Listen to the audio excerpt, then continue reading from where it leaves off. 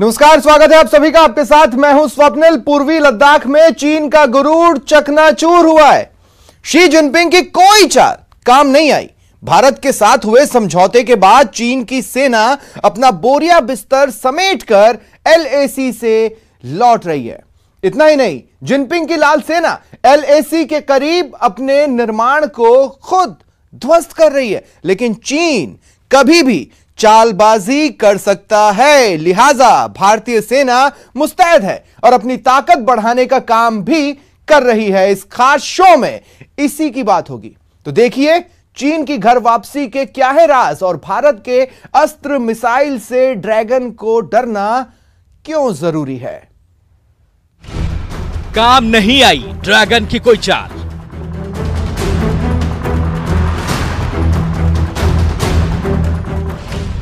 अब आया चीन पहाड़ के नीचे।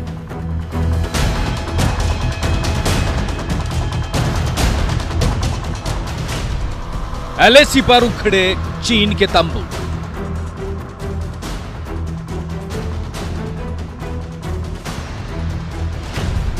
लाल सेना की घर वापसी।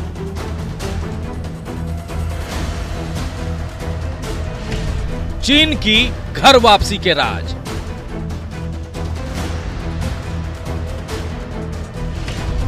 भारत का अस्त्र चीन पस्त।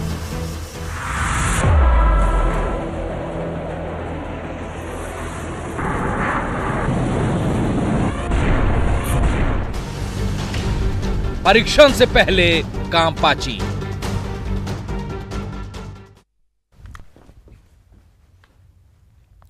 पैंगोंग में ड्रैगन के गुरूर का अंत हुआ है। 10 फरवरी को भारत के साथ हुए समझौते के बाद चीन की सेना पूर्वी लद्दाख से लौटने लगी है। भारतीय सेना की ओर से एक वीडियो जारी किया गया। इस वीडियो में चीन की सेना तेजी से उन इलाकों को खाली करती दिख रही है जो विवाद का एपीसेंटर बने हुए थे। चीन की सेना बोरिया बिस्तर समेटकर LAC से लौट रही है। यही नहीं, शी जिनपिंग की रेड आर्मी LAC के करीब अपने निर्माण को अपने ही हाथों ध्वस्त कर रही है।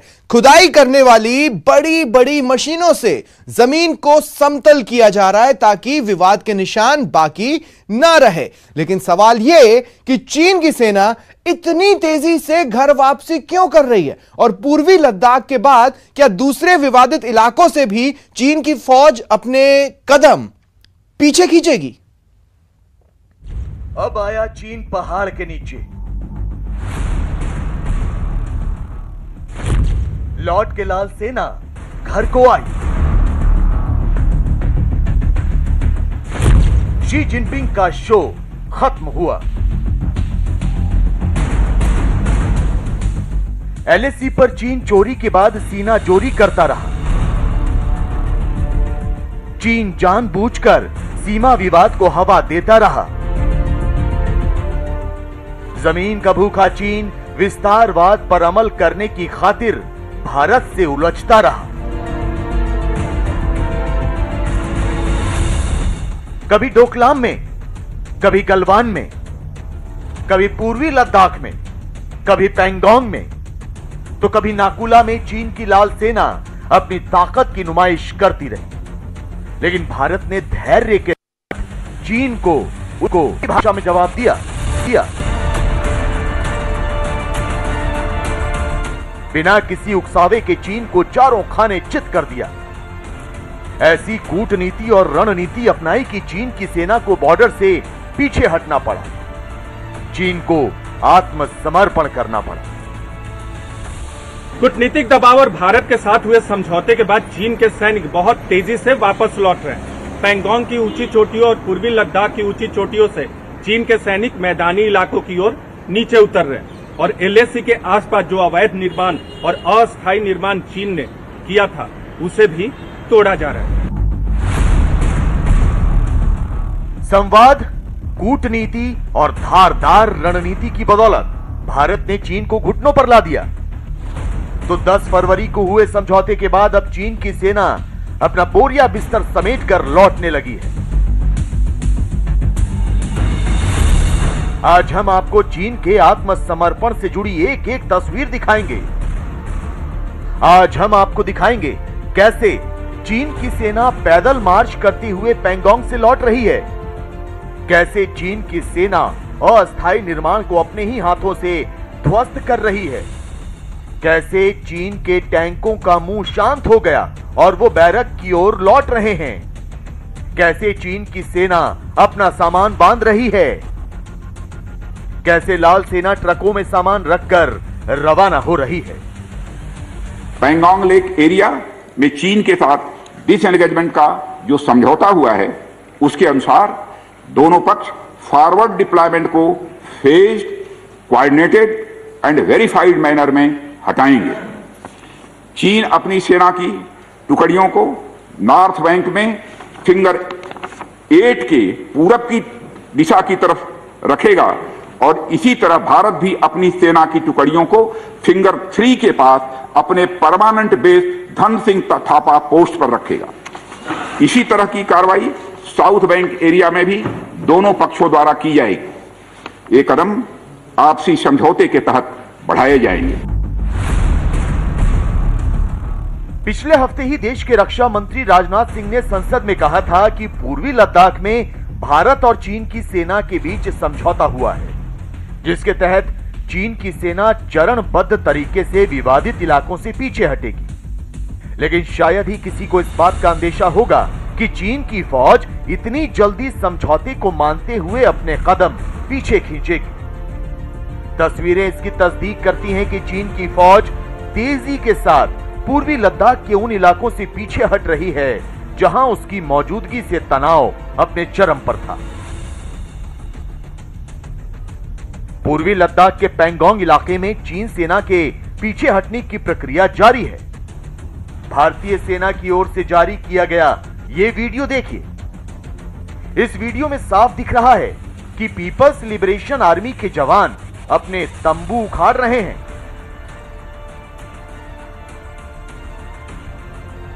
चीन सेना के जवान अपने ही हाथों से बनाए गए निर्माण को ध्वस्त कर रहे हैं।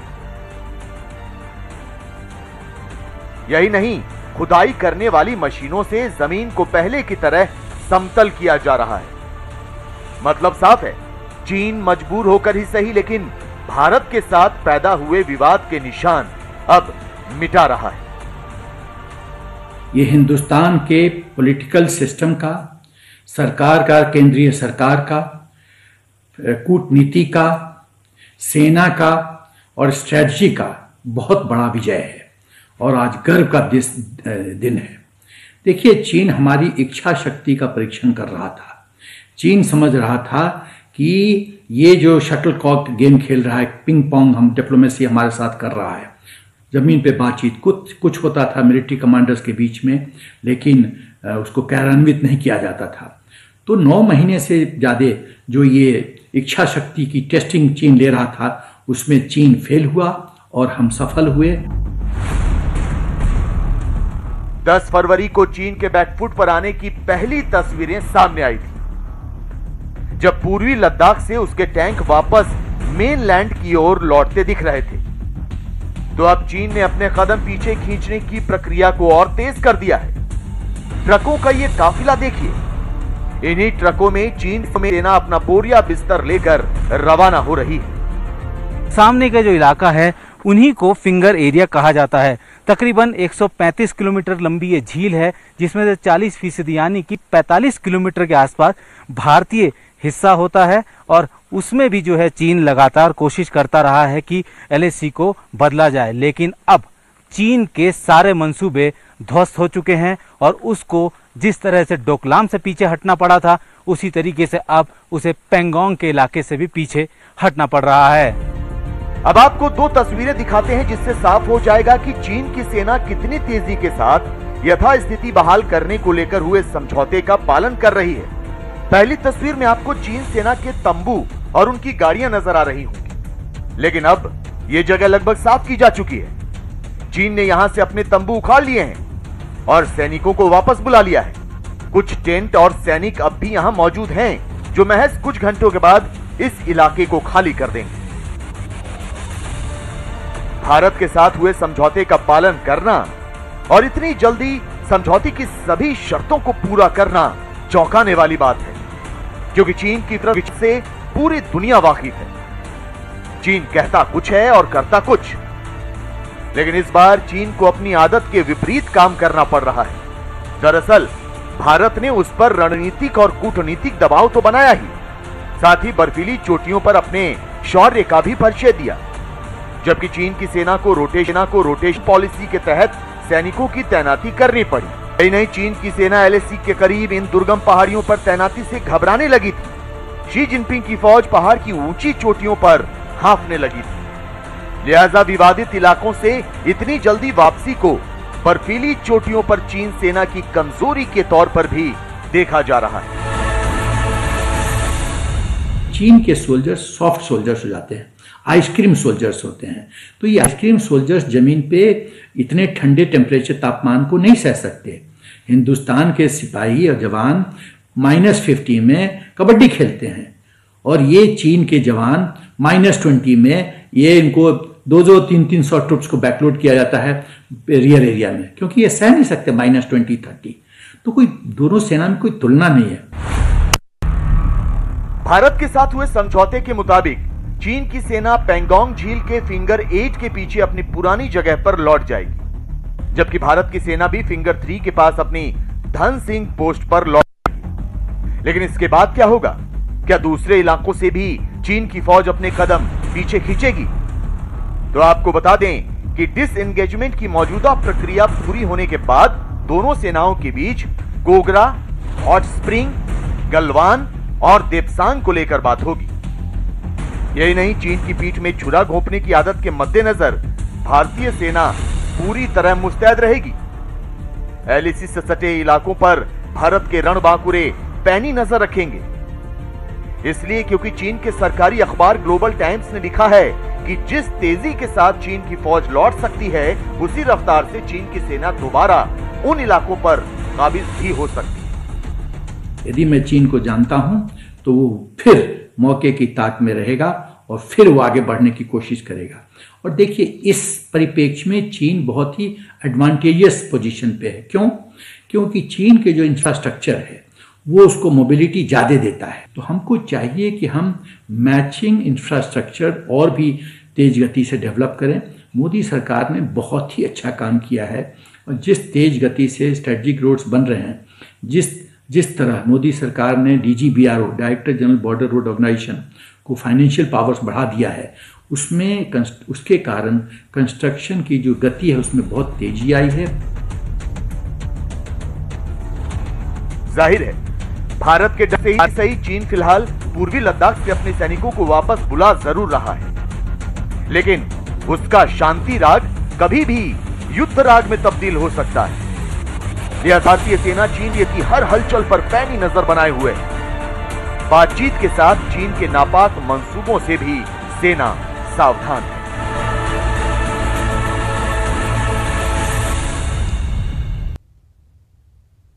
चीन पूर्वी लद्दाख से अपनी सेना को हटा रहा है। अब चीन की सेना पैंगोंग में फिंगर 8 के पीछे तैनात रहेगी, लेकिन चीन कभी भी विश्वासघात कर सकता है।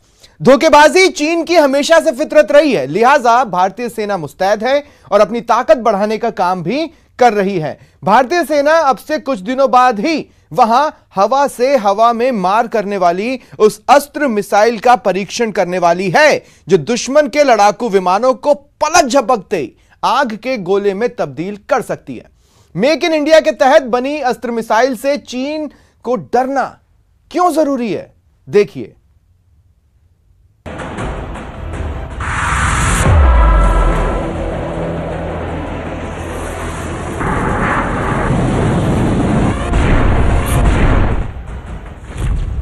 भारत की किलर मिसाइल से घबराया चीन।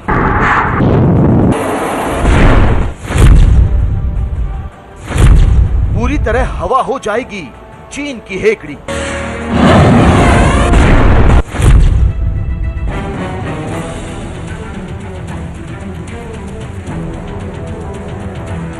शी जिनपिंग की सेना भारत के साथ हुए समझौते के बाद कंधे पर बंदूक टांगे लौटने लगी है। चीन की पीपल्स लिबरेशन आर्मी ने पूर्वी लद्दाख से वापसी शुरू कर दी है। संवाद के बाद सीमा विवाद का समाधान तलाशने की कोशिशें रंग लाती दिख रही हैं। लेकिन हिंदुस्तान अब भी चौकन्ना है। हिंदुस्तान अब भी चीन पर पूरी तरह भरोसा करने के मूड में नहीं है। लिहाजा भारतीय सेना जंग की सूरत में अपनी ताकत कई गुना बढ़ाने का काम कर रही है और सेना की उसी तैयारी का नतीजा है लड़ाकू विमान से गोली की रफ्तार से निकलती ये घातक मिसाइल। नाम है अस्त्र। सीमा पर हवाई युद्ध के दौरान चीन और पाकिस्तान की चुनौतियों का सामना करने के लिए अस्त्र मिसाइल भारतीय वायुसेना की बढ़ती ताकत का परिचय देगी। अस्त्र मिसाइल भारत में ही बनी है और विजिबल रेंज के बाहर जाकर दुश्मन के विमान को निशाना बना सकती है। अस्त्र मार्क 2 को मेक इन इंडिया के तहत बनाया गया है और शायद इसकी क्षमताओं की वजह से ही पाकिस्तान और चीन की सेनाओं के पसीने छूट रहे हैं। जिस तेजी के साथ चीन और पाकिस्तान अपनी सैन्य ताकत में इजाफा कर रहे हैं, उसे देखते हुए भारत के लिए अपना रक्षा कवच तैयार करना बेहद जरूरी हो जाता है। लिहाजा हिंदुस्तान की सेना विदेशों से घातक हथियार तो आयात कर ही रही है, मेक इन इंडिया के तहत देश में ही ऐसे अस्त्र तैयार कर रही है जो दुश्मन को नाको चने चबवा सकते हैं। इन्हीं घातक हथियारों में से एक है हवा से हवा में मार करने वाली अस्त्र मार्क 2 मिसाइल। इससे पहले कि हम आपको इस मिसाइल की खूबियां बताएं, इसके बारे में कुछ महत्वपूर्ण चीजें जानना भी जरूरी है। साल 2004 में अस्त्र मिसाइल को बनाने का काम शुरू हुआ। साल 2006 में इस मिसाइल के डिजाइन में कुछ बदलाव किया गया। साल 2008 में इस मिसाइल के आधुनिक संस्करण का परीक्षण हुआ, तो साल 2013 में इस मिसाइल ने परीक्षण में सफलता हासिल की। अस्त्र मार्क 2 मिसाइल को लड़ाकू विमानों में फिट किया जाता है। हवा में उड़ान भरते हुए जैसे ही लड़ाकू विमान को दुश्मन के फाइटर जेट का पता लगता है, अस्त्र आवाज से भी तेज रफ्तार के साथ उस पर हवा बोल देती है और पल भर में दुश्मन का फाइटर जेट आग के गोले में तब्दील हो जाता है। अस्त्र मार्क 2 मिसाइल की इसी खूबी को देखते हुए चीन जैसा दुश्मन भी थर-थर कांप रहा है, क्योंकि उसे अच्छी तरह पता है कि आसमान से भारत को ललकारने की उसकी कोशिश को ये वायुवीर पल भर में जमीन दोज कर सकता है। चीन J-17 हो या J-20 या फिर उसके पुराने जहाज J-11 या J-7, चीन यूज कर रहा है PL-12 beyond visual range air to air missile. Range कितनी है? 60 से 90 किलोमीटर। लेकिन भारत जब अपने जगुआर पर, जब अपने रफेल पर, मिराज पर, अपने तेजस पर 160 किलोमीटर की रेंज वाली अस्त्र मार्क 2 लगाएगा, पाकिस्तान हो या चीन, जैसे ही इनके जहाज सबसे नजदीक एयरफील्ड से उड़ान भरेंगे, मार गिराए जाएंगे। दुश्मन को 160 किलोमीटर की दूरी से हवा में अपना निशाना बनाने वाली अस्त्र मिसाइल का परीक्षण इसी साल शुरू होगा। 2022 तक इसके पूरी तरह विकसित होने की उम्मीद है। यही नहीं, अगली पीढ़ी की इस मिसाइल को अगले साल के अंत तक सेवा में भी लाए जाने की उम्मीद है। तो अब आपको बताते हैं कि आखिर अस्त्र मार्क 2 मिसाइल की ताकत क्या है और इससे डरना क्यों लाजमी है। अस्त्र मार्क 2 मिसाइल ध्वनि की गति से 4 गुना तेजी से उड़ान भरती है। स्वदेशी लड़ाकू विमान तेजस पर इसे 100 किलोमीटर से ज्यादा की स्ट्राइक रेंज की क्षमता देने की कोशिशें जारी हैं। यह मिसाइल हर मौसम, दिन और रात, हर समय मार करने की कुव्वत रखती है। मौजूदा मारक क्षमता 100 किलोमीटर की है, लेकिन अब अस्त्र मार्क 2 मिसाइल से लैस भारतीय विमान दुश्मन विमानों को 160 किलोमीटर दूर से ही हवा में मार गिराने में सक्षम होंगे। अस्त्र मार्क 2 एक long range beyond visual range air to air missile है। इसकी रेंज 160 किलोमीटर है, यानी आप 160 किलोमीटर दूर दुश्मन के एयरक्राफ्ट पे निशाना साध सकते हैं। ये हाइपरसोनिक है, यानी इसकी स्पीड 4 से 5 मैक के बीच में है, या तकरीबन कहिए 1.5 किलोमीटर पर सेकेंड। भारतीय वायुसेना और नौसेना ने पहले ही 288 अस्त्र मार्क 1 मिसाइलों का ऑर्डर दे दिया है। ये मिसाइल रूस में बनी सुखोई 30 MKI लड़ाकू विमानों पर अपनी मारक क्षमता साबित कर चुकी हैं।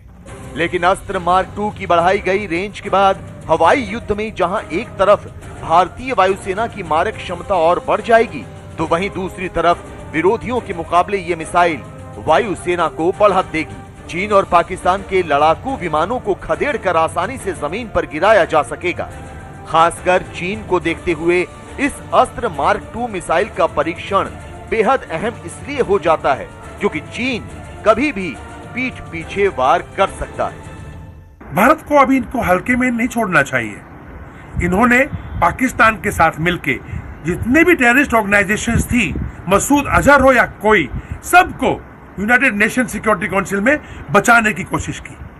हमारे साथ विस्तारवाद की नीति के अंदर सिक्किम से लेकर के और लद्दाख तक क्षेत्र को हड़पने की कोशिश की। इनको हमें आसानी से हाथ से नहीं निकलने देना है।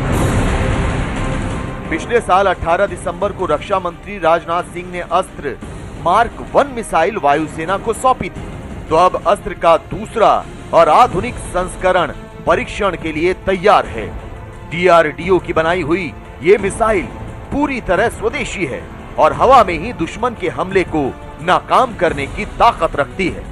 इस मिसाइल का सुखोई विमान के साथ एक सफल परीक्षण भी किया जा चुका है, तो अब बारी भारत में बने तेजस से इसके जय घोष की। और रुकते हैं एक ब्रेक के लिए।